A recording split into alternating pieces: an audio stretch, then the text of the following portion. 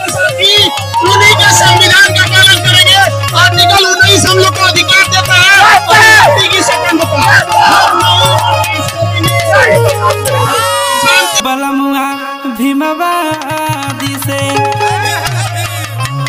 हर की सजनवा भीमवादी से हर की रतिया नहना लड़ी गईले बलमुआ भीमवादी से।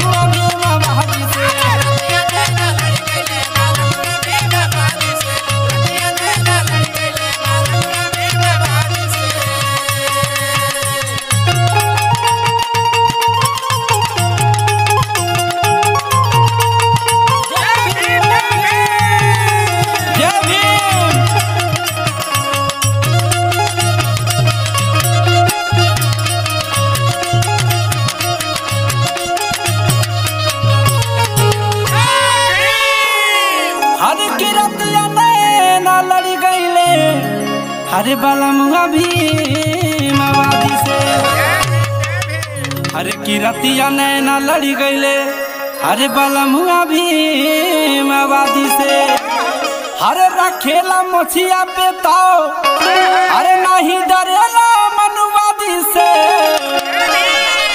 हरे रखेला मोछिया पे ताओ हरे नहीं डरेला मनुवादी से हरे की रतिया नहना लड़ी गईले बलमुआ भीमवादी से।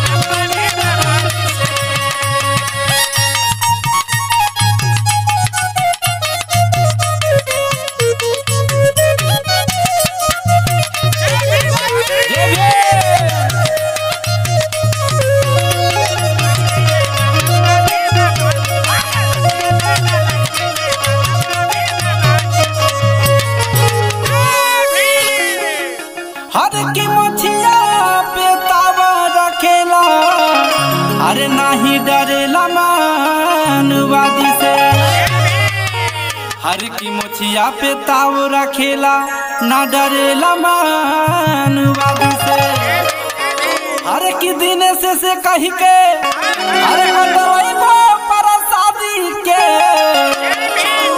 हर की दिन से कही के अरे बतवाई वो परसादी के हर रतिया नहना लड़ी गईले बलमुआ भीमवादी से।